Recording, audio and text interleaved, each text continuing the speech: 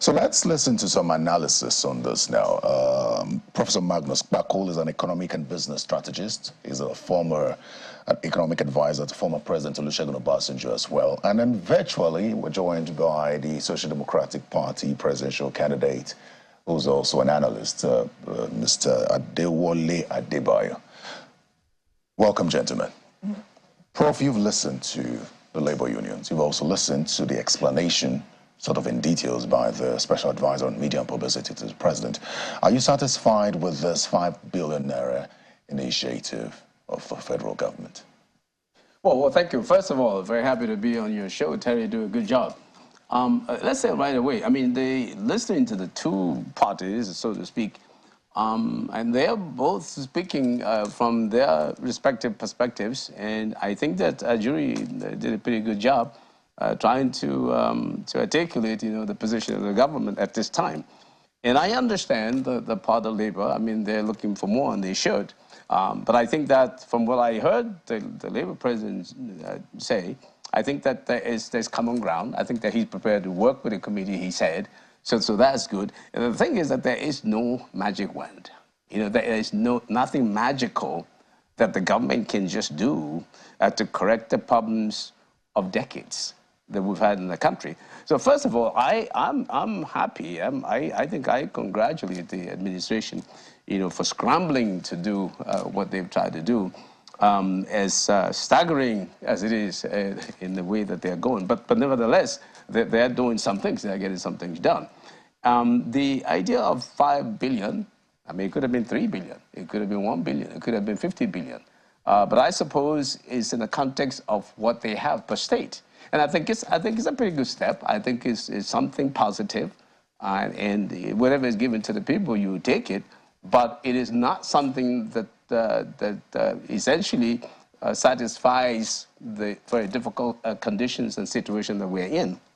If you take those numbers, if you take the 5 billion, as even the jury said, you can, that's shared into a 52% portion for as grant and 48% as loan.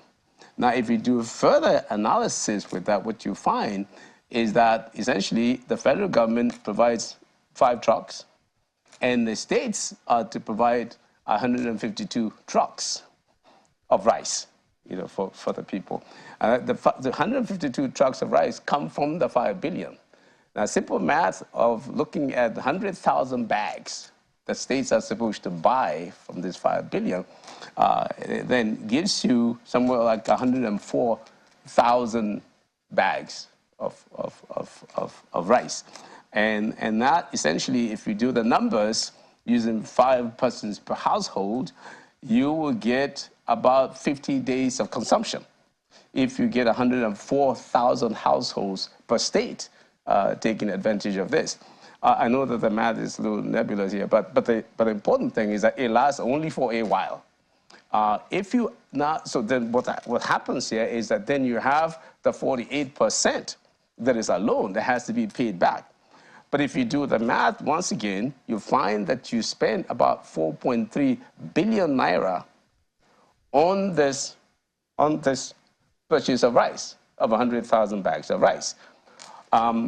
So then that you're left with 700 million naira. And that's not going to be enough, in my mind, to give you sufficient maize and fertilizers, and especially in the context of the fact that you got to pay it back if you're the states. So there are some issues there that I think that will have to work out. Okay. But I think that the important thing that I see that has been realized here is that the federal government is ready to work with states and local government, because they keep talking about it.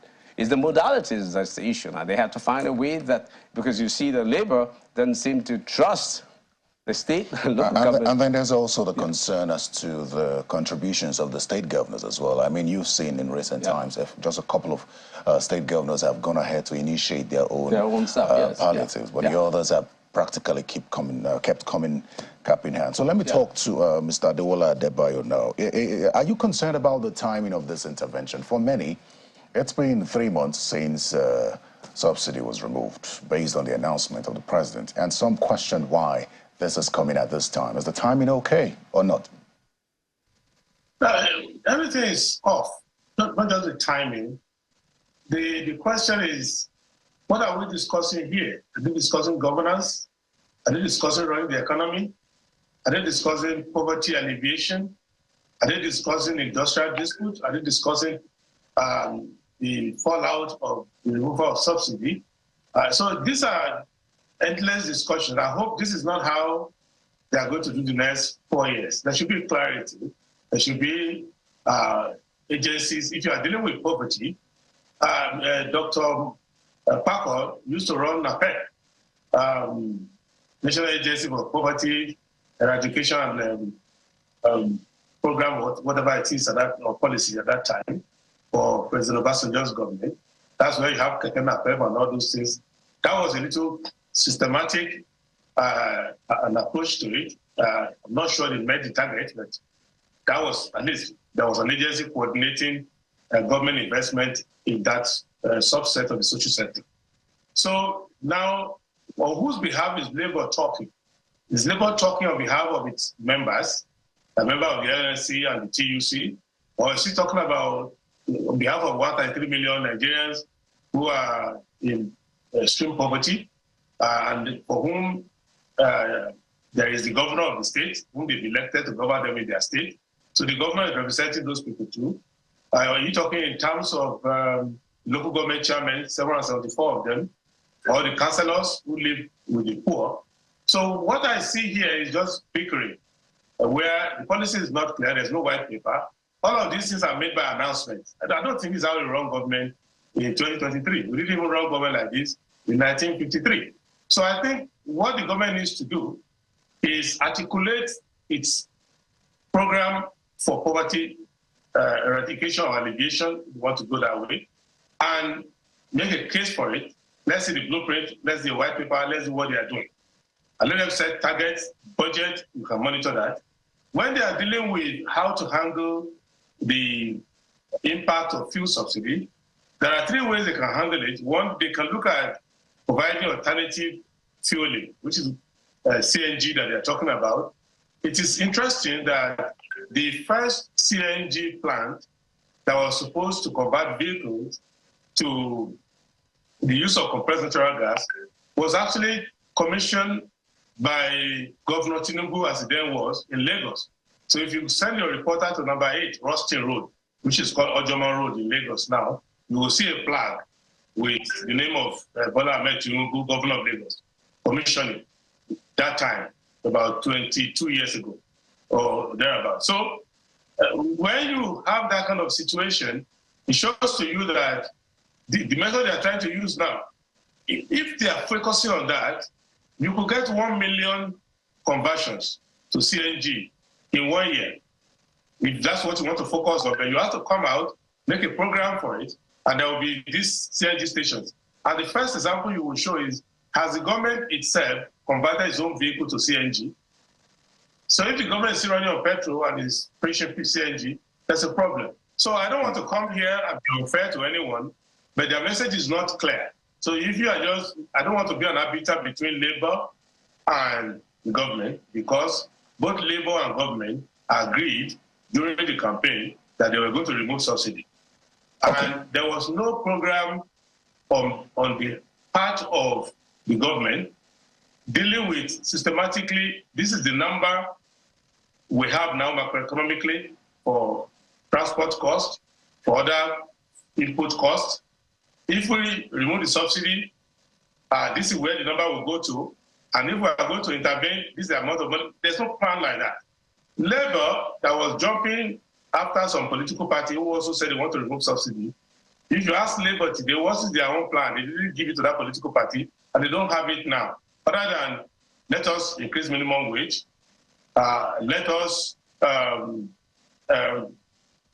not let the price go above certain amount. Mr. Adebayo, So let me just say this to summarize my approach to it, that the questions are poorly posed, and you can never get a good answer out of it. So what the government needs to do is to stop being a batterer with Labour, go back, run out its own program, come out, and we can discuss these policies. Otherwise, we'll just be every day they go and hold a meeting and they don't agree, they come on TV, we come and intervene between two of them, but none of them has a solution to the problem. Very well, so then. Your concern about implementation is quite understandable. Mr. Mpako, you've been in government as well, so you understand that government policies most times face implementation problems. And as it stands now, the data with which the distributions will be made has been called to question. You heard a jury say that they're relying on the state governors to implement perhaps the data that they have collected. Do you think that that is implementable? Yeah, well, first of all, let me thank Mr. Debayo for his comments and also alluding to some of the work that we did, I believe, excellently at the National Poverty Eradication Program, NAPEP, at the time.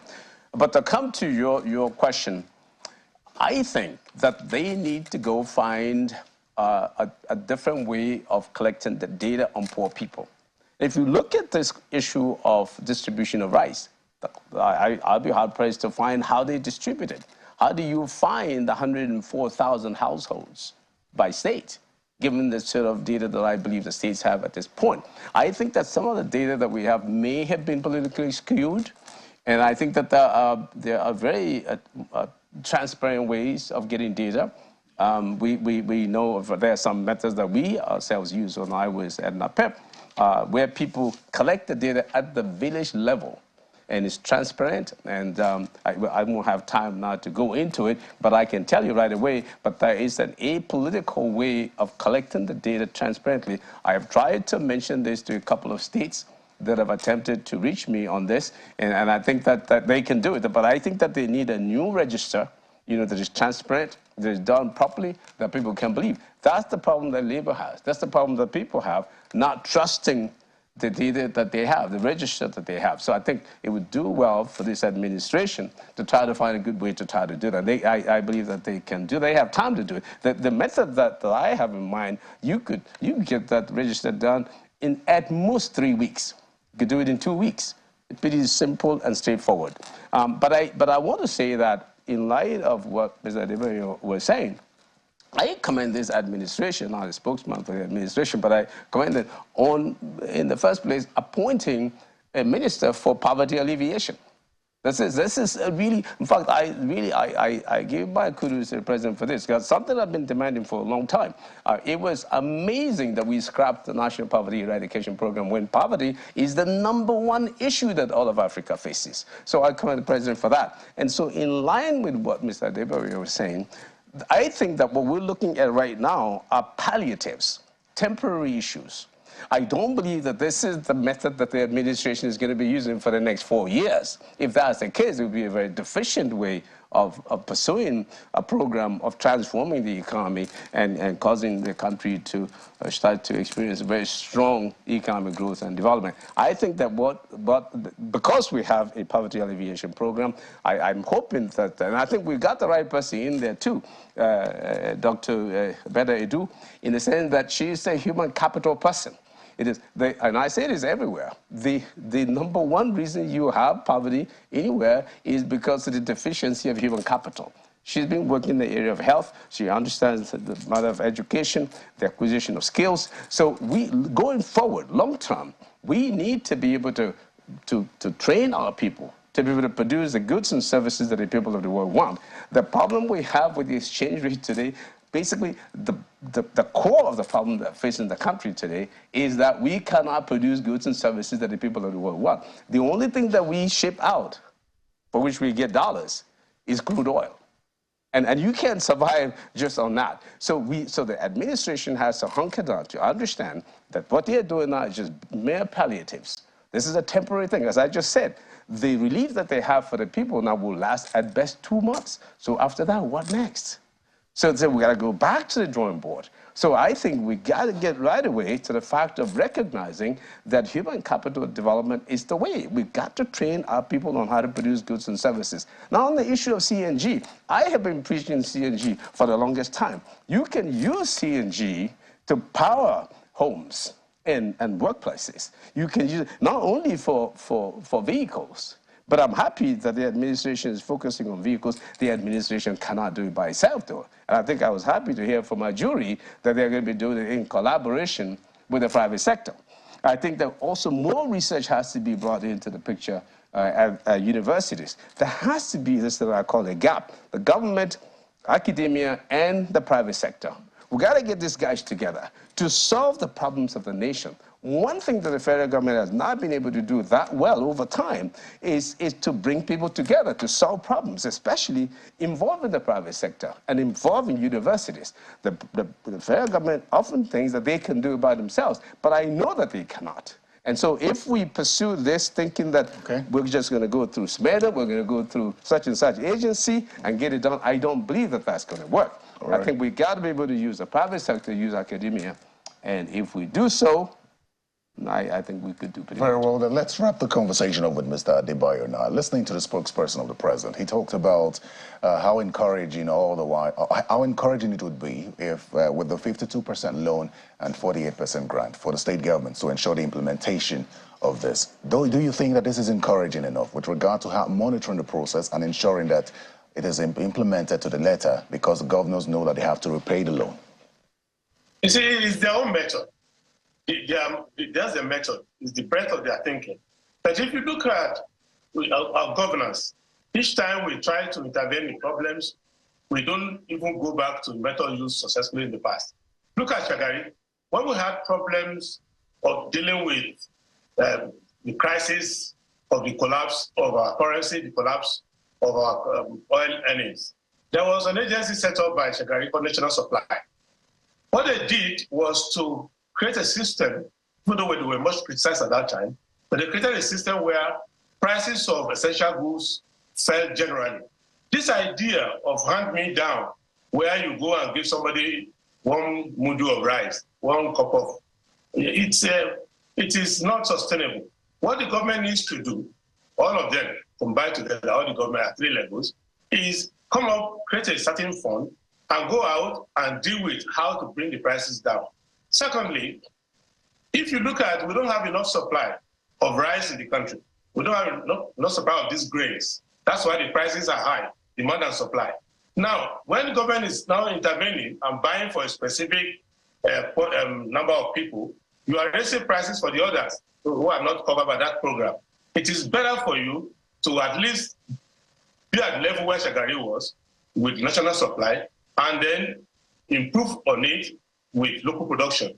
Secondly, how can you be doing intervention in reaction to disturbances in the market over subsidy removal?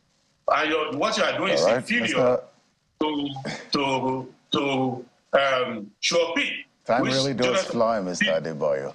You know, so but the conclusion of this is that we need to be more efficient because it's public money you are spending, and spending in a way that is going to have an economic effect. I understand it's a temporary measure, but we need to start letting them be awake to that, because what is temporary tends to become permanent in Nigeria. Very well, then I'd like to thank you very much, Mr. Adewole Adebayo, former presidential candidate of the Social Democratic Party. Thank you very much for your time on the program. Thank you, and God bless Nigeria. And thank you also to Professor Magnus Kpakol. He's an economic and business strategist and former economic advisor to former President Olusegun Obasanjo. Thank you very much.